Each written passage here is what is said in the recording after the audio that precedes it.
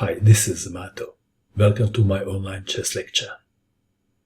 In this video I will show you a game between Alexander Morozevich and Dariusz Swiercz. This is a game from World Blitz Championship, played in Berlin in 2015.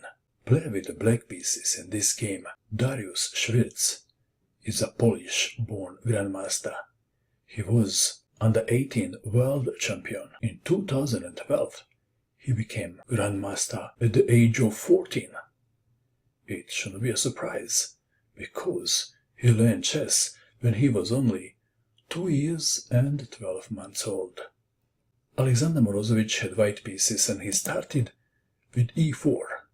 Dariusz Swiercz played c6, d4, d5, the Caro-Kann defense, e5, the advanced variation, c5, d takes on c5, e6, a3, knight to c6, bishop to f4, defending the pawn on e5, bishop takes on c5, queen to g4, aikido move, attacking the pawn on g7, king to f8, knight to c3, queen to b6, threatening queen takes on b2, and another threat is bishop takes on f2.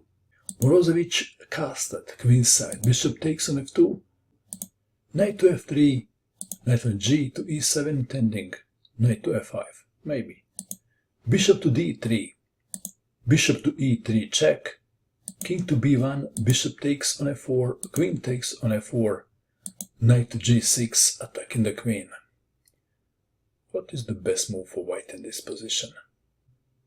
Morozevich played bishop takes on g6, this is the best move. H takes on g6, and now knight to g5, threatening checkmate. Defending f7 square, rook from h to f1. There is lots of pressure on the pawn on f7, but the pawn on f7 is not a chicken. He jumped forward like a true warrior, only to be slain by en passant. Queen takes on f4. This was the idea behind f5. White to move. Rook takes queen. Well, in-between move is not much stronger, because then king takes on g7. So we have rook takes on f4. Black to move. This is the critical position of the game. Should black take the pawn on h2 or not? Dariusz Swiercz did, and this is a wrong move. Better was knight to d8, and if now h3, then g takes on f6, and after rook takes on f6 check, king to g7, and if rooks are doubled, then bishop to d7, and this would give black much better chances. Back to our game. Rook takes on h2 was played. F takes on g7 check. King to g7. Rook to f7 check. King to h6. White to move.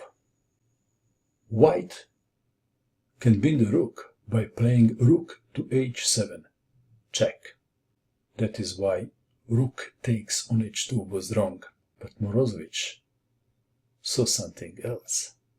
He saw that he actually can give checkmate. So he played knight to f3, attacking the rook.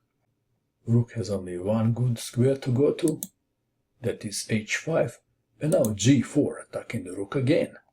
Black rook has only one good square to go to, and that is h3, and now g5 check, king to h5. Please pause and find the shortest way for white to win. What did you find?